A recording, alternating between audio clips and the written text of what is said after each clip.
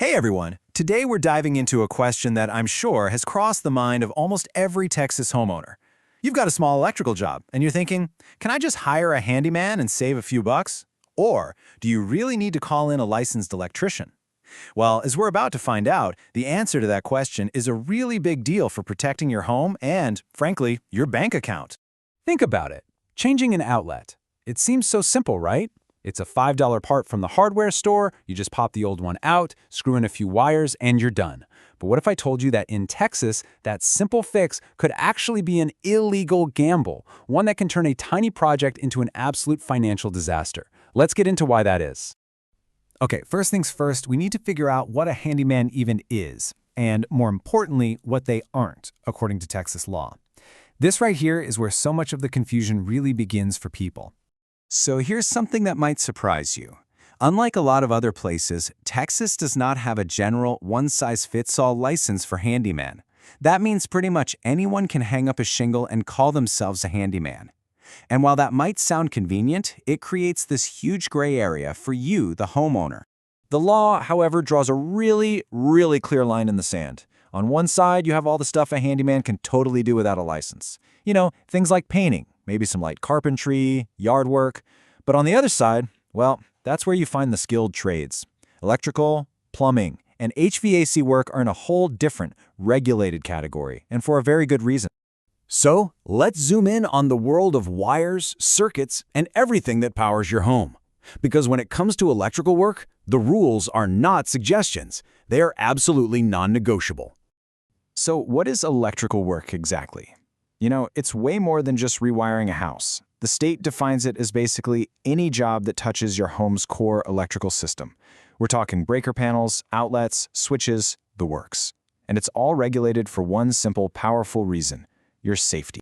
Okay, so this is the part you really need to remember. Here's what is completely off-limits for a handyman. Swapping out that broken outlet? Nope, that's off-limits.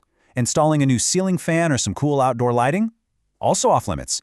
And messing with your breaker box? Absolutely not. Every single one of these jobs, by law, requires a licensed pro. Now, this is the point a lot of homeowners get tripped up on. A handyman might tell you, oh, don't worry about it, I've done this 100 times. But here's the thing, their experience, while it might be great for other jobs, does not and cannot override Texas law. That license isn't just a piece of paper about skill, it's a legal guarantee of accountability. All right, so we get the rules, but what actually happens if you break them? This is where trying to save $100 on a small job can spiral into a problem that costs thousands or, honestly, even more. The risks here stack up so fast. First and foremost, let's talk safety. Faulty wiring is one of the top causes of house fires. It's just not worth the risk. Second, your homeowner's insurance will almost certainly deny your claim if they find out the damage was caused by unlicensed work. Then you've got failed inspections, which can totally derail selling your house. And finally, the ultimate irony. You end up paying twice, once for the bad job and a second time for a real electrician to come in and fix it all. Let's make this real. We've got a story from Mount Vernon, Texas. A homeowner did what seems perfectly logical on the surface. They hired a local handyman to replace some old outlets, hoping to save a little bit of cash. The job got done, everything looked fine, the lights turned on. But months down the road, disaster. That simple, unlicensed outlet replacement job had faulty wiring that sparked a house fire. And here comes the knockout punch. When the homeowner filed an insurance claim to cover all that fire damage, it was denied, flat out. The reason they gave? The damage was a direct result of unlicensed electrical work. That tiny amount of money they tried to save cost them literally everything. And believe me, this is not some one-in-a-million story. These kinds of things happen all the time. We see other cases where failed inspections end up doubling the cost of a project, or unsafe generator hookups that had to be completely torn out and redone from scratch by a professional. The risk is very real. So you see, these rules, they're not just bureaucratic red tape. They are a shield. They're designed specifically to protect you, the homeowner, from these exact kinds of disasters. So let's talk about what that professional standard really gives you. You might still be sitting there thinking, okay, I get it, but is all this really necessary just to change out one little outlet?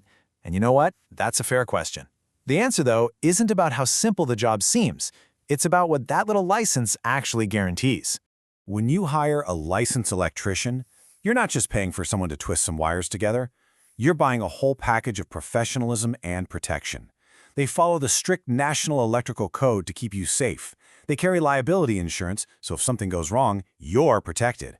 They can pull the right permits, guarantee the work will pass inspection, and they'll usually warranty their service too. It's a full circle of accountability that gives you total peace of mind. So, in the end, it really all boils down to this simple question. A handyman might get the job done good enough to make the lights turn on. But when we're talking about the safety of your home, your property, and your family, is good enough ever actually good enough?